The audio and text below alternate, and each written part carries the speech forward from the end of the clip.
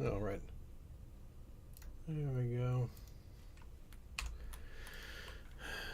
Oh, no, looks like Fallout 3 is not working.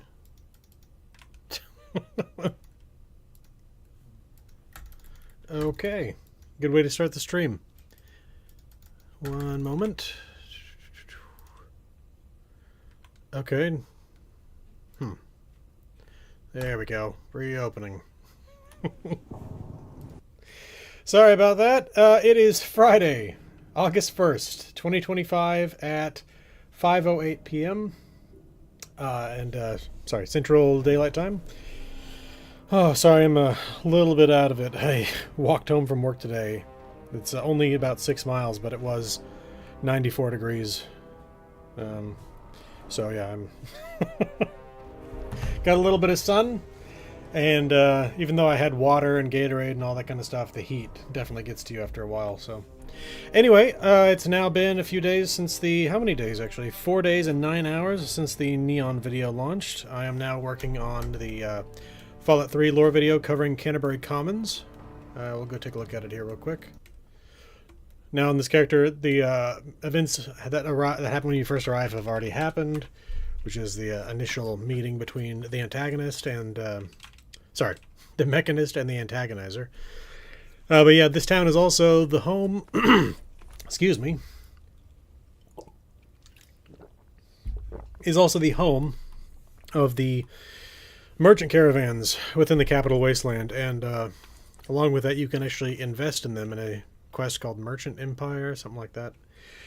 So yeah, that's basically what I've already done here so far. I'm gonna check the stream real quick, make sure that the audio is working. That's basically... Yep, we're good. Okay. So there's Uncle Ro. He's the guy who runs the caravans. He set the town up himself, actually. Hello. Yeah, we got the guy here who runs the diner, and there's a few other people in town.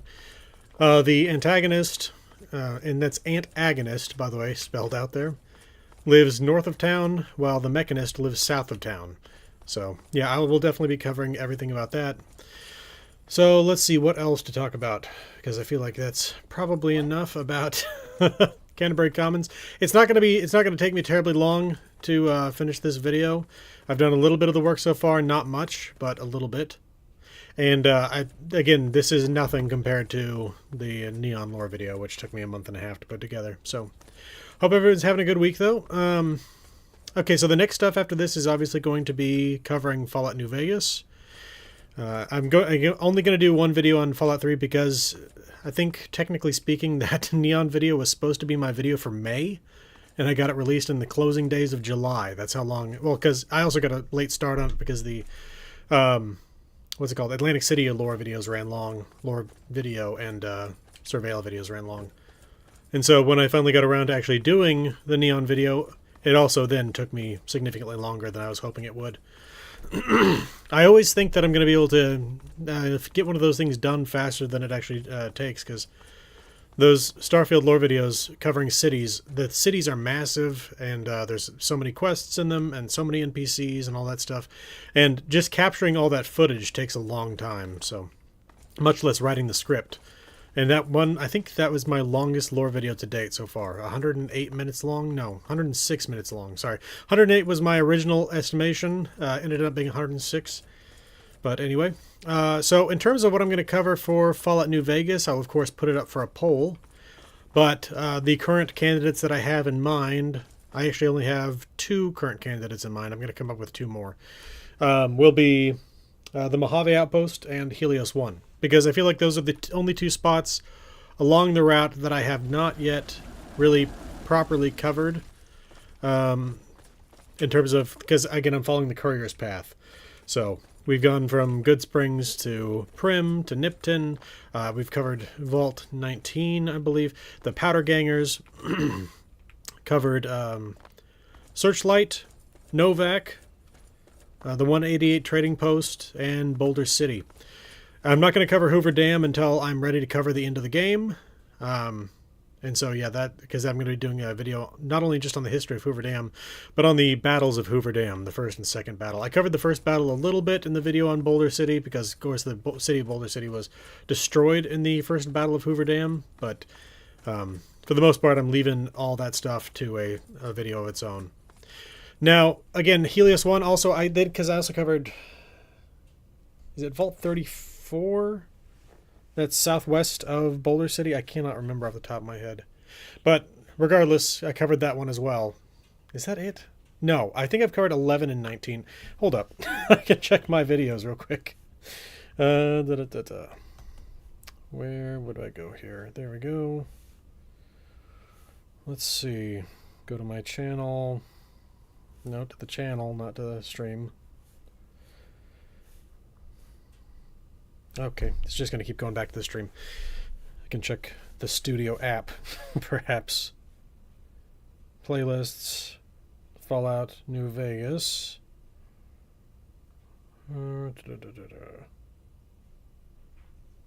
What? Sorry, I'm seeing a whole bunch of playlists that are not the one I'm looking for, and I'm not... Oh, that's because it's giving me top playlists. I want all the playlists. Which apparently, Fallout New Vegas is not in my top playlists. Let's see. Okay, this app is annoying. Regardless, I've covered 2 vaults in Fallout New Vegas. And again, the only 2 spots along the way that I have not yet covered are the Mojave Outpost and Helios 1. Both of which are very interesting. Mojave Outpost marks the separation between the New California Republic's home territory and the Mojave, which they're still working to annex. And then along with that, it's got a whole bunch of border crossing security and stuff like that. The monument to the Ranger unification. So then along with that, there's then Helios 1, which again, not only has some stuff to cover in terms of Brotherhood of Steel history and NCR history and history of Poseidon Energy, which is, of course, part of the Enclave. But along with that, there's also stuff that's... there's a secret energy weapon there, which, of course, most people probably know about by this point because the game's been out for, 15 years. So, regardless, though, it's a very interesting site. I would love to cover that one as well. But again, I'm also going to put in 2 more. And again, I'm still trying to figure out exactly what those are going to be. Because historically speaking, when I've played Fallout New Vegas, basically, as soon as I figure out we need to go to the Tops Casino, once you get to Boulder City, I basically just head straight for the Tops Casino. So, good morning, Daddy Dante. Hope you're having a good week. And so, yeah, I'm going to be looking into 2 more sites to cover, maybe Freeside, but that feels like it might be too broad. Yeah, I don't know. I'll have to figure it out. Oh, we got an Enclave outpost out here. I will say that of course, it's been a little while since I've done the Canterbury Commons content, but I do still actually remember it fairly well because the Antagonizer and Mechanist are fairly iconic for Fallout 3. And I remember their little story that's going on there. And so I went ahead and checked the wiki to see if there's any notes. And they actually do have a little bit there. Happy Friday to you, Southern Modeler 29. And apparently they moved Canterbury Commons. Originally it was at a different crossroads. Oh, there's the turret that's firing at me. Yeah, there's actually a different cell within the area. If I can open up the map. Let's see. Data. There we go. I think it's somewhere over here was originally the planned location for Canterbury Commons, and they ended up moving it to the northeast of there. If you're wondering where this is exactly, there are the downtown DC ruins. Here we are up here. There's Vault 108. I'll eventually have to cover that one as well. But yeah, so, and then after Fallout New Vegas, obviously I'll have to move on to Fallout 4, Fallout 76, and then Starfield again. Probably that's going to be November, which means I'll be finishing that up just in time for the Fallout TV series to launch. The second season, I mean. So that'll be interesting to see exactly how that turns out because, I mean, set in New Vegas. So, and who knows? That might even be the time we get a shadow drop for Fallout 3. I would love that to be the case. I love it when we just... You're trying to walk up to a place and half of the area does not actually properly load. It's such a thing with the old Fallout games. But yeah, so that's the kind of stuff that you can look forward to for the rest of the year. I've still actually got to, again, get some more videos because if you're not aware, I had 4 options up for Fallout New Vegas for the videos for February. and they were, what was it? Was it not Novak? It was the 188 Trading Post. It was that vault. I can't remember the name of it off the top of my head. And Boulder City and Helios 1. Helios 1 is the only one that I didn't cover of those 4. I actually got quite a bit done in February. But then, of course, that ended up actually leaking into March a little bit, which ended up delaying the stuff coming out in March slightly, which then, again, kind of a cast. Oh, shoot, that's the Brotherhood Outcasts. Oops. I'll go ahead and load an older save. Didn't mean to make war with the Brotherhood Outcasts. Oh, no, it's definitely... Pop-In is crazy in the Fallout games.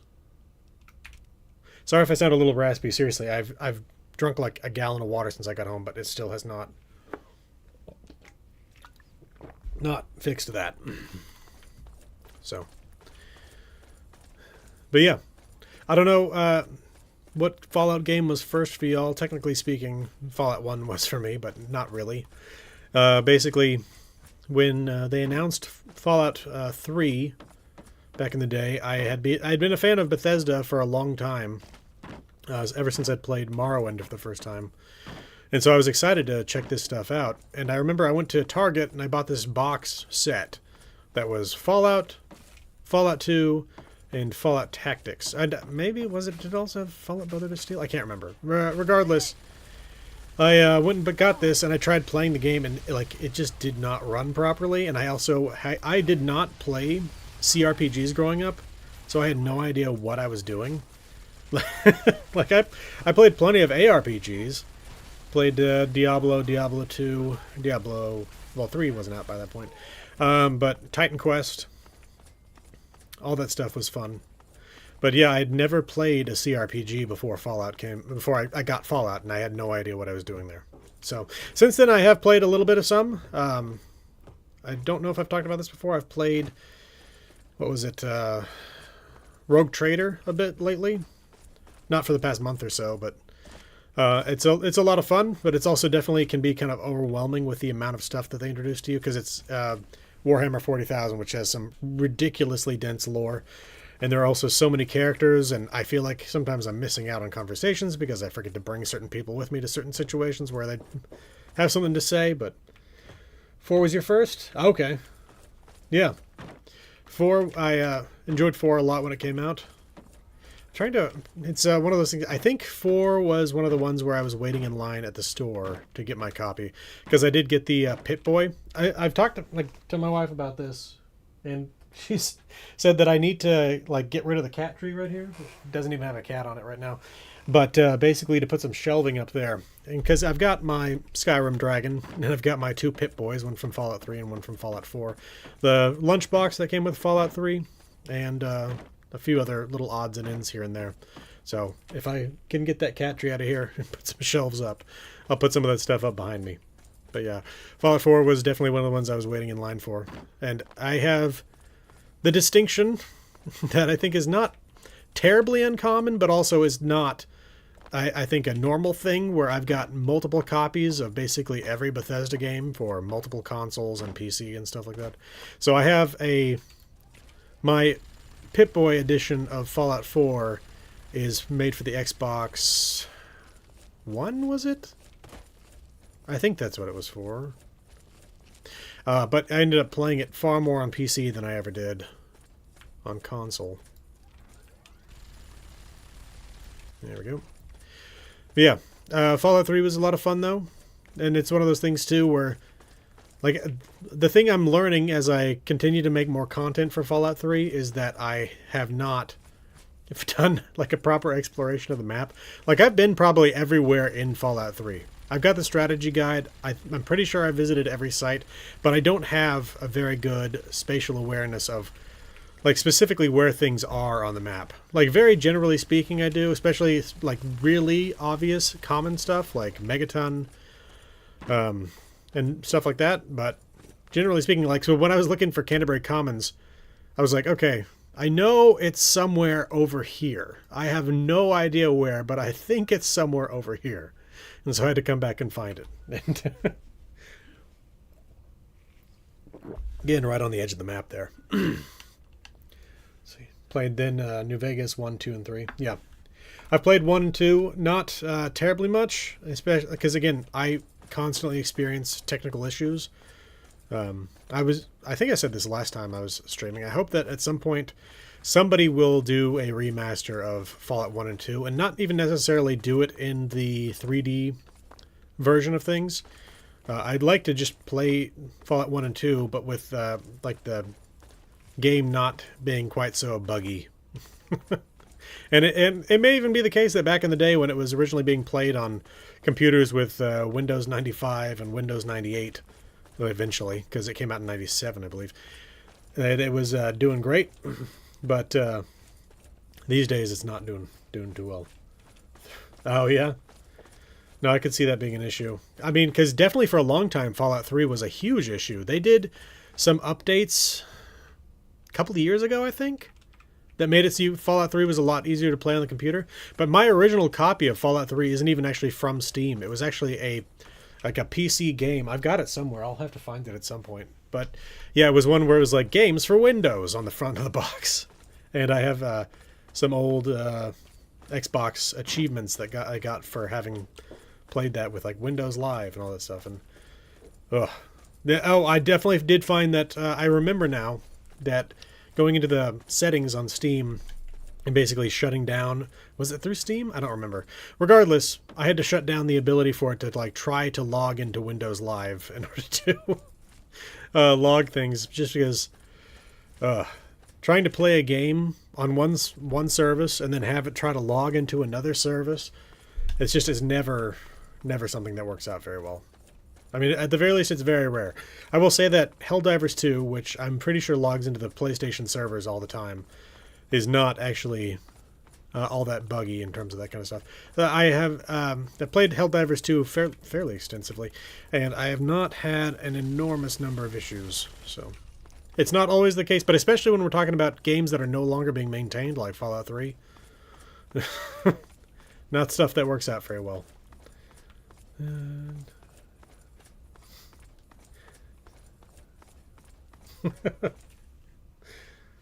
okay, thank you. I'm not going to read that one out loud. Jesus. Okay.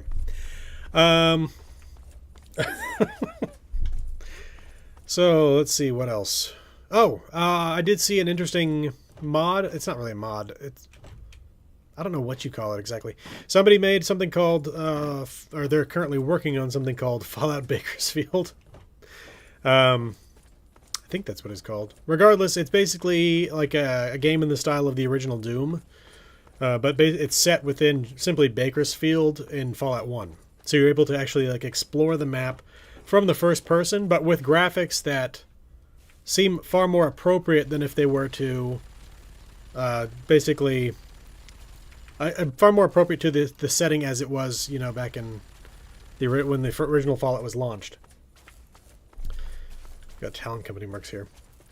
It's interesting, and it's something where I keep seeing a whole bunch of, or I was seeing last week, a whole bunch of clickbait articles about it, where they're like, "Oh, this guy is rebuilding. He has rebuilt Fallout 1." It's like, no, that's not what even he has said about it.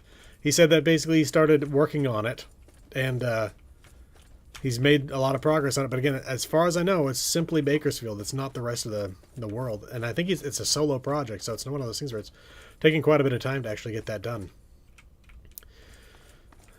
So yeah, it is interesting though. I did see something about Fallout 5 being greenlit. I think we may have talked about that last time, which it does not seem right. Simply because Bethesda only has so many people working at their main studio. Jeez Louise. Sorry. Bethesda only has so many people working at their main studio, and that studio works, generally speaking, on one game at a time. Kind of like, does Fallout work for another game? For the previous game while they're working on the new one? So, like, for example, my understanding is they were working on, like, the Fallout DLC stuff while they were also pushing forward into Starfield. The Fallout 4 DLC, if I misstated that. But my understanding would be that they are working on Starfield's follow-up content while also working on Elder Scrolls 6, which they've hopefully been working on kind of like as a secondary project for a while. But we'll see. But yeah, again, they run in a cycle.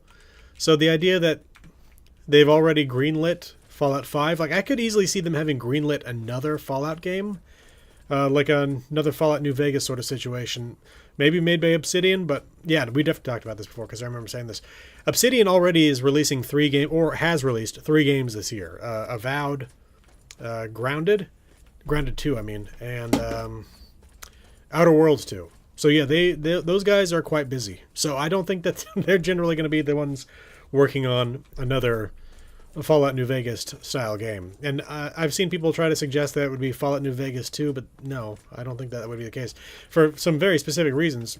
I mean, first of all, that's exactly what the Fallout TV show is covering. Like, they're literally they're going to New Vegas with this second season, and this is taking place, I think, I can't remember the year off the top of my head, something like 15 years after Fallout New Vegas. So it's around that length of time. But yeah, there would not be space for a Fallout New Vegas 2 in there. Plus, again, it's not one of those, I don't know. It feels weird that they would make a sequel to a offshoot game, which is absolutely still canonical material, but again, it's not the main series. It's just, I don't know. For me, it feels weird, and it also just doesn't seem like it's something that would actually happen.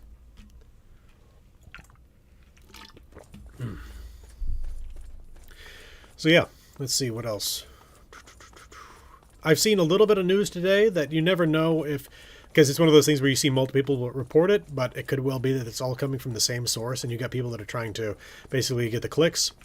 And the story is, the next Starfield DLC would be releasing in 2026, along with basically a release for the PlayStation 5. Now, I think that would be a mistake. I think that they need to put something out this year. I think that the things they've talked about in the past was doing a yearly release schedule for the DLC, and they have not put anything out since last fall with Shattered Space. I've heard a lot of people say that this DLC is called Starborn. I've heard a lot of people say that whatever they're working on is quite massive. I have not seen any actual direct sources myself, so it's all hearsay and all that kind of stuff. And we can always hope that this kind of stuff is true, but again, I'm hoping that the 2026 release date is not true. My hope was that with Gamescom, which is taking place later this month, now that it's August, that they would be releasing the next DLC for Starfield, and potentially even shadow dropping the PS5 launch. We'll just have to see what happens there.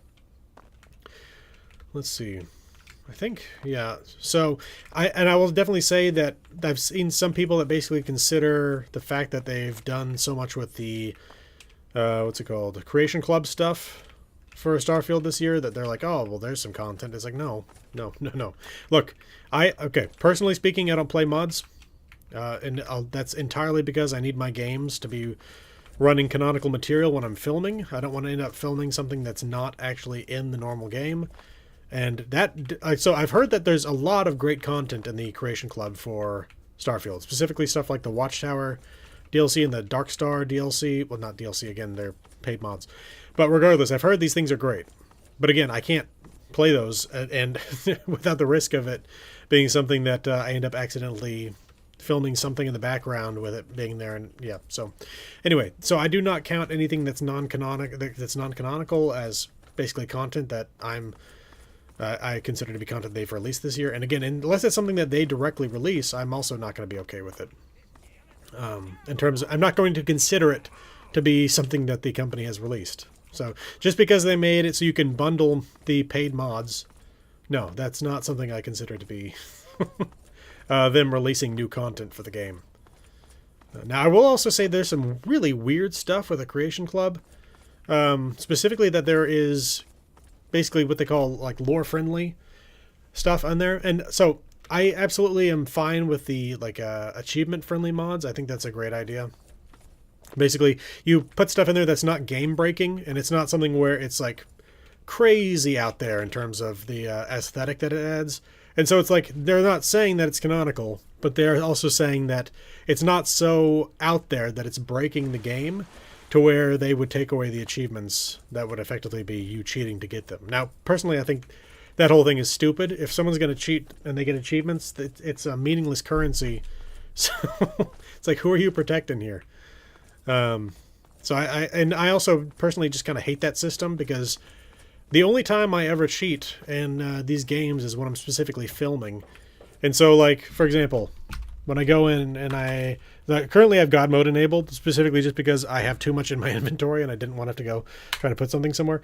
But toggle free cam, and then go ahead and toggle the menus, which also turns off the UI. So doing this in order to go ahead and film somewhere, that's considered cheating. So then I would lose my ability to get achievements. And that specifically is actually what happened with Starfield, is that I've got like a level 126 character that can't earn the achievements. And it's one of those, it's kind of like it's like a double-edged thing where it's like, no, technically speaking, achievements aren't really worth anything, obviously, but at the same time, it gives you a strange version of events where, again, this character is level, I can't even remember, 128. Regardless, they've been to literally every single star system, have set up 25 different outposts, or 24, whatever the maximum is. 24 outposts, I think. Set up an entire, like, galaxy-wide material transportation network before I realized it wasn't working. And I don't have, like, any achievements for any of that kind of stuff. So I think with that kind of thing, you're ending up actually kind of diluting the statistics for the game to where you don't actually have a real idea of what people are doing. And I think that's also an issue, too, when people install mods that are technically not canonical material in there as well, and they lose the ability to play or to get the achievements. Is that, like, even when you have some something, let's say you get something really crazy and weirdly out there, like you get, I don't think this even exists. Well, I sincerely doubt this exists within the Creation Club. But let's say that somebody on, like, Nexus mods or whatever puts up a mod where you get, like, one of those giant Final Fantasy swords to effectively replace one of your existing swords. Now, you go running around the game, like, chopping people up with that like you would any other blade. It's like, no, that's not achievement friendly, but at the same time, how does that change the experience of the game in any serious way? I don't think it does, but anyway, it's their game. They can choose what they want to do with that kind of stuff, but it is definitely still kind of frustrating. Got an Enclave iBot here. So my question with these things has always been, how do these things float? Is there some sort of anti-gravity technology in here? And is that something that's maybe shared with the Mr. Gutsies? Because the Mr. Gutsies, I think the conceit there is that it's the exhaust coming out the bottom of the little atomic reactor within there that's supposedly keeping those things up. And that the fuel you can find for Mr. Handy's is actually fuel for their flamethrowers rather than being that jet of fire that comes out the bottom. But at the same time, there's like no way that's an actual thing, you know? But at the same time, how does this thing float? You know? I have no idea. And I would really love to know, but I don't think we're ever going to get that information. Anyway. Yeah, iBots are fun, though. Especially EDE. Yes, EDE. Let's see. What else has happened this week? There's another liter down. Sorry, pint and a half. 720 milliliters for those of you who don't use Freedom units. And now for some tea. All right.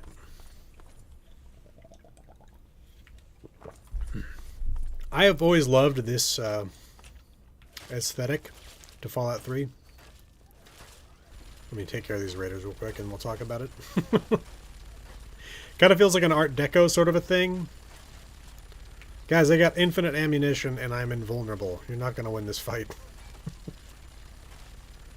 But yeah, the statue over there holding that ring reminds me a lot of what you see in like Midwestern cities, stuff that was built around the time of the Depression. Love that kind of stuff. In fact, I've heard that the Cleveland Guardians, used to be the Cleveland Indians, changed their name to the Guardians to reference some of those statues that exist along their freeways. Which is really interesting stuff. I honestly really feel like the the combination of the Depression and the Second World War were massively damaging to basically every sort of non-essential industry, which is to say that, like, American cooking seems to have just gone into a weird tailspin during the Depression. Same thing with architecture. I mean, you do have some interesting New Deal architecture and stuff like that, but you look at like the immediate post-war stuff, and everybody switching over to drywall, which obviously drywall is way cheaper and easier to put up. Wood frame buildings, cheaper, easier to put up, but at the same time, you lose a lot of the really interesting stuff that they were doing before. And the same stuff's true with culinary stuff, where like you look at the food that they have like cookbooks for in the 50s, and it's such weird stuff because it feels like they were kind of like just rediscovering the fact that you could do creative stuff with food. But the stuff that they chose to do, it's like so many gelatin dishes with like weird stuff inside of them that just does not seem appropriate.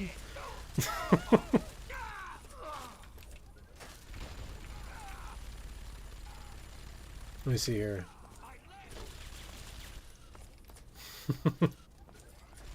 So I am an advocate of a mixed system between metric and imperial, because I think the inch is actually a great unit. I think that the imperial system, or the American system, if you want to put it that way, the way it works best is at a human scale, which is to say, like, you got an inch, which, I mean, it's not 100% right, but it's something like that, right? You got a foot. That's 12 of those. And I think that saying someone's height in feet and inches just makes way more sense to me than the metric system. Now, obviously, that's because I'm biased towards it because I've grown up with it. I'm sure that if I was living in a different country and someone was like, oh, yes, I don't know, 200 centimeters. Obviously, that's 2 meters. But my point here is that I have a much better visualization of that specific distance. Now, obviously, you get to a lot more scientific measurements and stuff like that. Obviously, the French system, let's actually call it what it actually is. The French system makes more sense. But I absolutely believe that Fahrenheit is superior to Celsius in every single way. And I will not apologize for that. Because, first of all, Fahrenheit far more corresponds to the world that we exist in, rather than simply, I don't know who decided that everything had to be around the boiling and freezing points of water, but why? Now, obviously, you don't necessarily need to base it on human body temperature and to get 100 degrees. But at the same time, it's more granular. You have more degrees Fahrenheit over. So, to be clear, from freezing to boiling, you have 180 degrees Fahrenheit. Whereas with Celsius, it's literally just 100. And then along with that, again, I think it's just far better to say, okay, it's 70 degrees outside rather than, well, 79. Okay, I was laughing at the British heat waves that they get where it's 79 degrees Fahrenheit. And again, literally outside, the average temperature right now, 94 degrees. And that's kind of been what it is for like the past week. And typically in August, we get to like 110 for at least a couple days. So, but I don't know. Fahrenheit is superior to Celsius. But again, I am absolutely in favor of a mixed system to where you get metric inches and metric feet. And in this case, a metric inch would be 2.5 centimeters. A metric foot would be 25 centimeters. And that way it's also a quarter meter. So...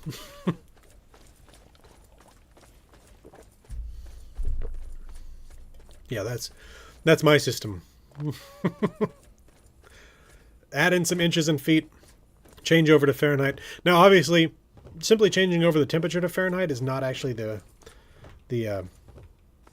only thing that's happening there. Oh, good to see you, BW. Welcome to the stream. Hope you're having a good week. Isn't Kelvin the best temp?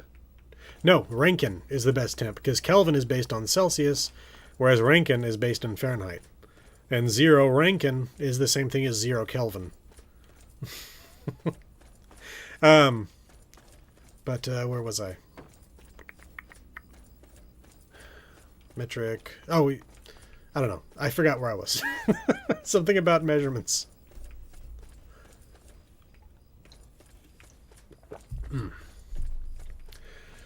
All right, so here we are at the Jefferson Memorial. I've been here once in my life. I never remember this. 6 or 7. I can't remember. I don't remember if it was the summer of kindergarten or summer of first grade, but I do actually remember it. I have been back to DC since then.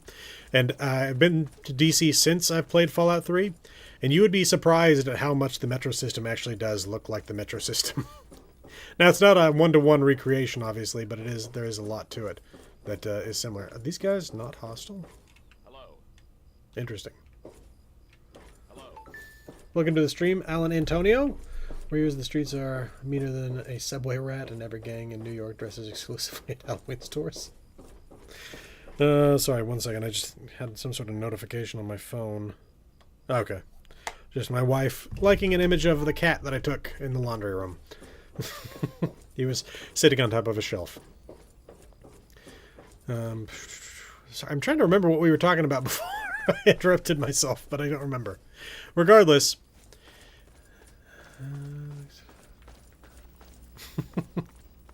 Yeah, no, again, Fahrenheit is the superior system, and Rankin is the superior system to Fahrenheit, if you really want to go into that. But I think Fahrenheit works better, generally speaking, because obviously, just like Kelvin, you have to add whatever it is, like 200 and something degrees in order to get there. I think it's obviously more with Rankin, because it's more degradation across the board there. But, yes.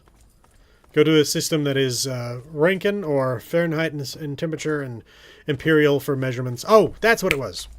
Okay. When you go to, if you were to go into the world and change everything over from Celsius to Fahrenheit, then it would actually also change the calories in food. It would increase the number of calories. Well, the calorie count in your food would increase by 1.8. I think that's what the number is off the top of my head. I think so. Basically, a 100-calorie snack would suddenly be 180 calories.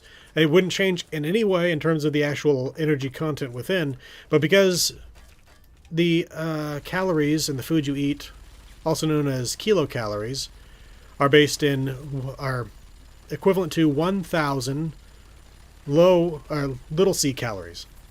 So capital C calories are the ones, and let's do it like that. Capital C calories are the ones you eat on a daily basis, with the average daily value being 2,000, average recommended value being 2,000. Little c calories are, there's 1,000 little c calories and 1 big C calorie. Each little c calorie, if you're not aware, is the amount of energy required to heat 1 gram of water 1 degree Celsius. So again, if you change the temperature system from Celsius to Rankine, then you also, or Celsius to Fahrenheit, either way, you also change the calorie count, not necessarily, obviously not the actual energy content. Hey, T. Houghton, welcome to the stream. Something really cozy about. Yeah, no. Fallout 3 definitely has an aesthetic to it.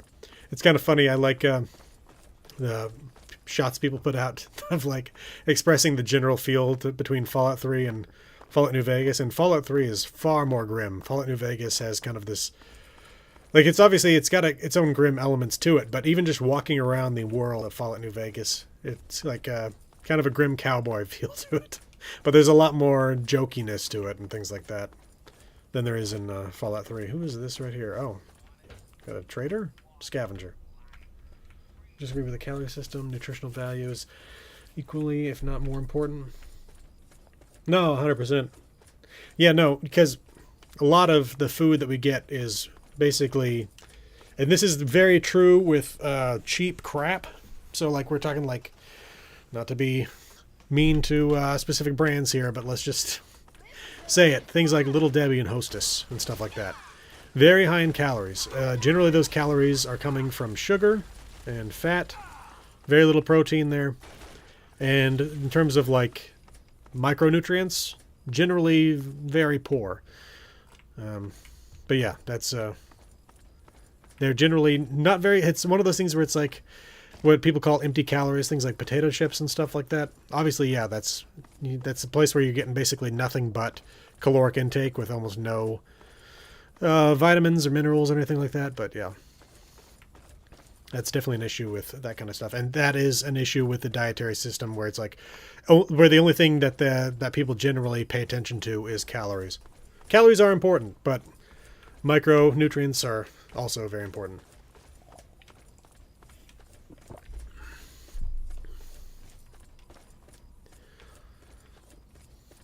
Let's see, what else? I've got to cover the factions eventually in Fallout 3, which will be interesting. Because they're like... So obviously you got the Brotherhood of Steel. You've got the Enclave. You've got the Brotherhood Outcasts. I'm trying to think of the other little... Talon Company. But Talon Company is hard to cover outside of like a 5-minute long video. Basically just saying whenever your morality reaches too good or too bad, they'll come after you. Had a 4-month period a while back where it was just celery for lunch every day and like 12 sticks of it. I think I've heard, and I don't know if this is accurate or not, so don't quote me on this. I've heard that celery is effectively calorie negative, which is to say that it takes more energy for your body to burn the celery than you get out of it. So, yeah, because basically celery is almost nothing but dietary fiber and a small amount of carbohydrates and water. Dietary fiber, obviously, being fiber you cannot digest because you're a human being. There is actually a thought that potentially at some point in the past humanity was able to, or our ancestors were able to, digest grasses and things like that we can't get caloric intake from, but things like cows can. But yeah, that is not something we're able to do. Which is why dietary fiber is what we get out of that.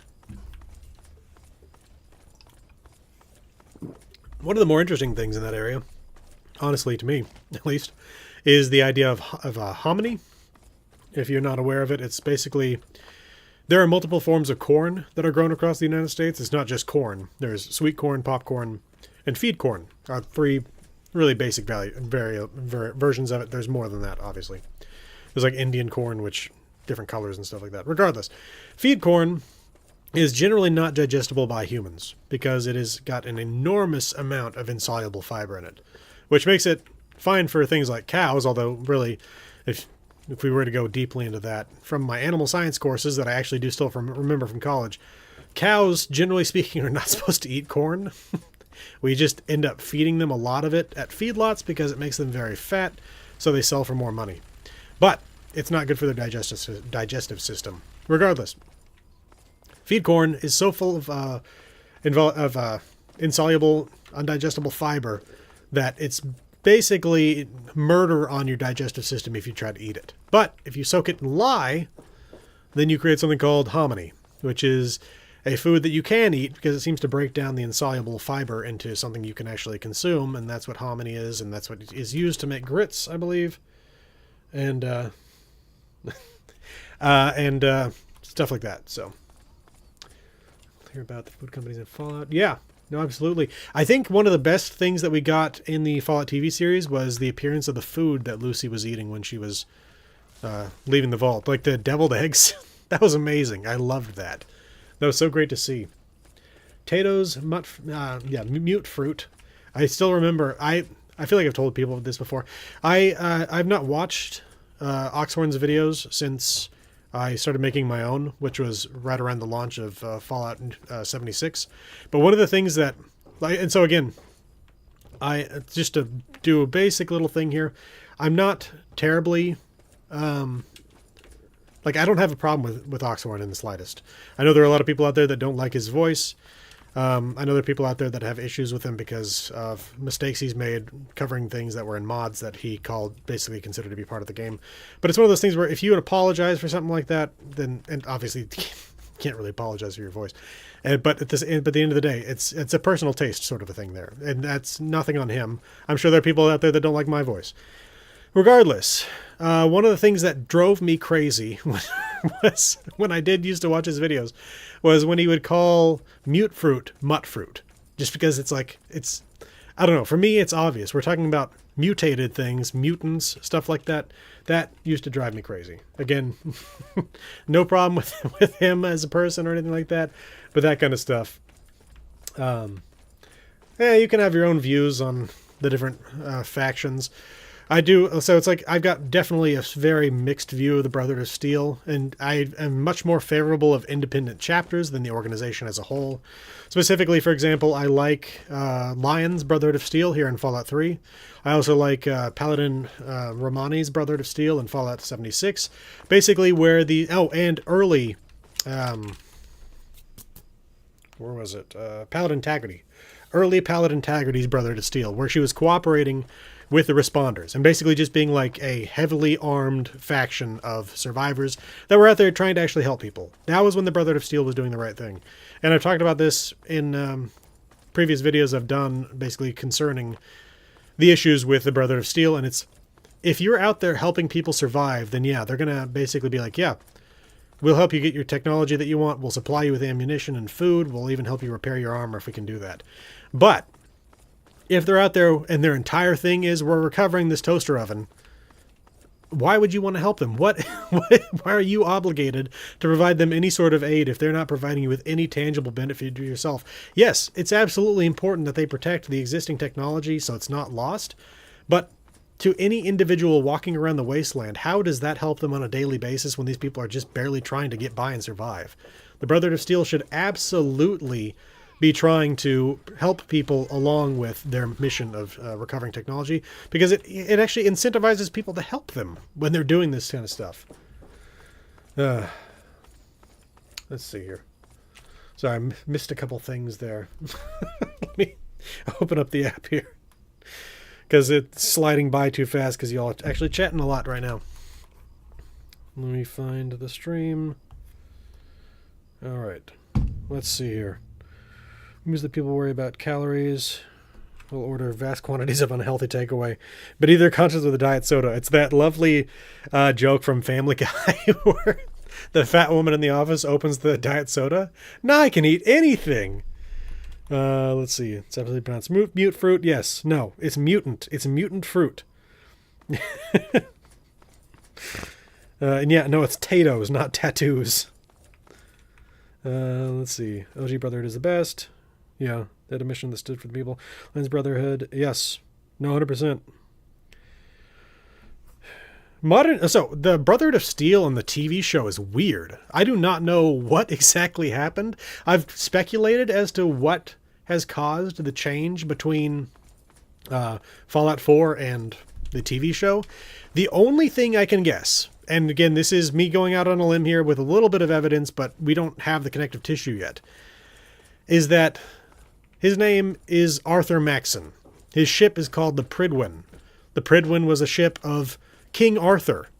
He is setting himself up as like a literal King Arthur, the mythological king of English history, with his knights of the Round Table, and now he's got clerics instead of scribes. It seems like he's actually like going full bore, changing the Brotherhood of Steel into an actual religious group. Yeah, and I saw there you mentioned the Omnissiah. Yeah, there is a little bit of that kind of going on there, where I don't know exactly what it is they're worshiping. It seems to actually be technology, which in the past they did not worship technology. They simply recovered it. Now, they absolutely treated it as a sacred sort of a calling to recover this technology and preserve it, but they didn't actually worship the technology. Now you've got them actually out there swinging incense and stuff like that. It's weird. I think, again, it's Arthur Maxon becoming King Arthur of the Brotherhood of Steel. Let's see here. Oh, yeah, and definitely Arthur Maxon also has some issues with mutants, which, like, again, like, unless you're planning on doing exactly what the Enclave was trying to do with the, what's it called? That special strain of FEV, curling strain, where you're planning to kill off every single mutant, you got to learn to live with them. Either that or kill them if they're super mutants and they're violent and hostile. Let's see here.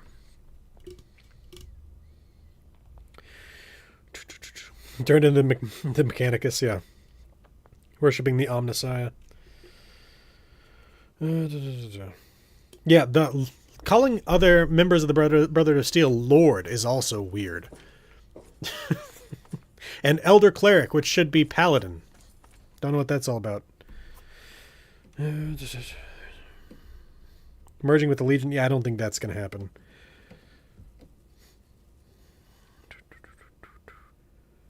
Yeah, no, I definitely think they're planning on basically forming a kingdom, effectively, with Arthur Maxon at the head of it.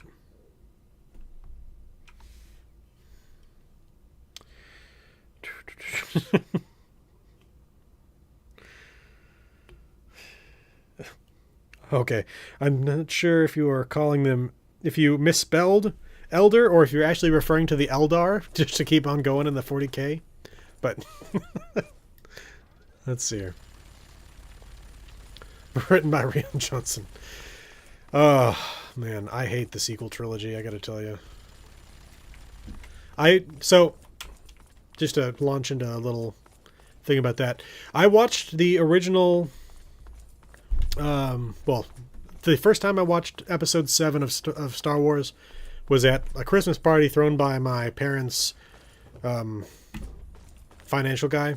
Basically, all of his clients, he got them tickets, so I went to this showing back when it basically first came out. And like when I'm watching it, I'm like, okay, this isn't bad. But the second I started thinking about it, I was like, wait a minute, this was just New Hope again. But so then the Last Jedi came up, and it's like, just got to subvert every expectation. It's like, subverting expectations is not the only thing you do. Let's see here. Eldar Maxon, yeah. Yeah. Well, to be fair, I would say, and okay, I have seen people claim this before. I don't know exactly how accurate it is, but it does feel like it's accurate. That effectively, we have Astartes at home is more so StarCraft. We have the Space Marines at home, and it's the Space Marines that are convicts within the StarCraft universe, which I really like the world building in the StarCraft universe actually a lot.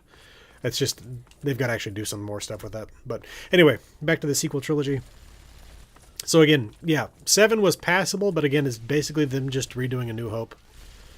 Then The Last Jedi was, I don't know. I know there's some people out there that are big fans of that. I am not a fan of that at all. What they did to Luke's character was unforgivable. The fact that they set up Snoke in the first in 7, and it's just like done in 8, gone. The big bad's gone. And then that means that in 9 they had to bring back Palpatine, which basically kind of ruins the end of Luke and Vader's story in 6.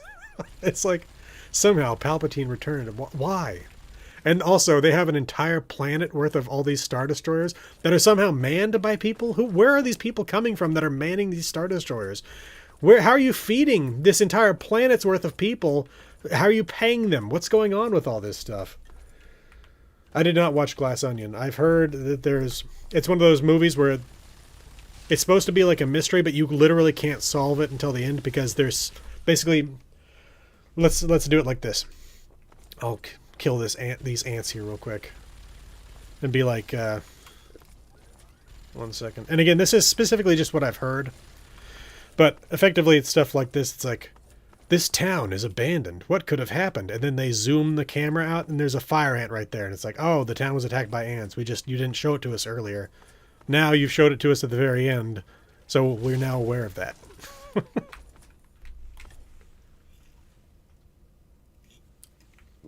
I would love 7, 8, and 9 to simply just not have existed. I do like the idea of Darth Jar Jar. I gotta say, I don't want it to be canonical, but I love the idea of Darth Jar Jar, where he's the actual like secret master behind the scenes, coordinating everything. Because basically, like every time he shows up, it's to make things worse. In effect, and like he's actually quite capable at combat. Just it's like, oh, it's always a mistake. I've done Grey Ditch, actually, yes. I've got a video done on Grey Ditch. Yeah, you can check that out if you want to after the stream. But yeah, sequel trilogy, I'm not a fan. I am actually a fan of the prequel trilogy, which I know is controversial for some people, but I think there was a lot of actually very good stuff done there. Oh, I hated the Rey Skywalker thing. It's like, how are you claiming that? You are Rey Palpatine. You are not a Skywalker. What are you talking about? Yeah.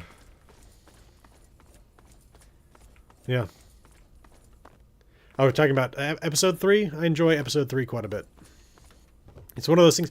So a lot of people criticize Hayden Christensen, but I think he actually did quite a bit of good work there, especially in basically mimicking Darth Vader's speech patterns, so that when you then have him transition into Darth Vader, it's like it's not something that's specific to Darth Vader post putting on the ICU suit. It's something that he did as a just a normal person and has carried it on. Speech impediment like Yoda? So he might be onto something. Oh man.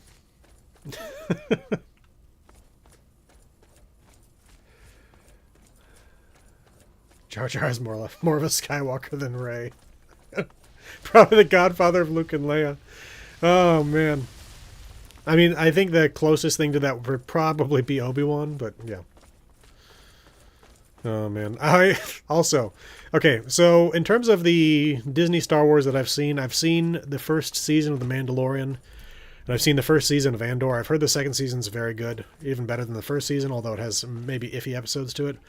But generally speaking, a lot of people say it's like the best Disney Star Wars stuff. I personally like Rogue One quite a bit, actually. But I've heard that a lot of the Obi-Wan show is just not good. And part of that being because they have him fight Vader again. And it's like, and then I've heard that they're going to do more seasons of the Obi-Wan show potentially where he's going to be fighting Vader again. It's like, are we just constantly eroding how consequential the fight was in episode 4, where suddenly Obi-Wan is become his existence has become obvious to Vader again for the first time since their fight on Mustafar. Feels like they're just basically taking all the oomph out of that as much as they can, but I don't know. There's so much to the Star Wars universe that they could go into, but they just keep kind of like rehashing this weird stuff that they're doing with like the Obi-Wan show, which again, the Obi-Wan show could have been a really good thing because again, you could have had him like, first of all, he's supposed to have been meeting with like Qui-Gon. That was what we saw at the end of 3. And then he could have gone off and done adventures all across the galaxy, but instead I've seen enough. I feel like I've seen enough reviews of it to know what's going on there. Where he's chasing after little Leia all the time. It feels like a strange choice there. It's one of those things where like I generally am of the opinion that you shouldn't judge something until you watch it yourself. But at the same time, I have so little faith in Disney in terms of its work with Star Wars that I do generally trust the opinions of those who have watched it. Because basically what I found is if I've watched something in Disney Star Wars and I've watched what the general reviewer public is saying about the Disney Star Wars stuff that I haven't seen, again, if they're talking about what I have seen, it generally reflects my own opinion. If they're talking about stuff I haven't seen, I assume that it would probably reflect my general opinion of these things if I were to actually watch them, but yeah, I don't know. Yeah, I don't know. Again, because it's one of those things where it's obviously, I personally don't think it's the case that you should always trust what other people say about everything that exists out there. For example, like I love Starfield, but for me, Starfield's kind of like the perfect game that I've been looking for forever. Because back when the first Mass Effect launched, I literally kept a captain's log in one of those little like black and white binders, or not binders, what's it called? Notebooks. Where of basically every planet I went to, what I found there and all that kind of stuff. So the whole thing of like traveling around space, exploring unexplored worlds, all that kind of stuff is great for me. And I like, while I enjoyed No Man's Sky to an extent, I like the more realistic NASA punk setting of Starfield. So, well, I think I'm going to close things out here. I feel like I need more fluids. I think I need to rest a little bit because, again, if you missed it earlier in the stream, I walked home from work today, which was a 6-mile walk in 94-degree weather. So I need to do a little more recovery. So it was great to hang out with y'all, though. A lot of fun. I hope you all have a great weekend. Look for the Canterbury Commons video next week. And then after that, we'll get into the Fallout New Vegas stuff. So hope everybody has a great weekend, and I'll see y'all next time.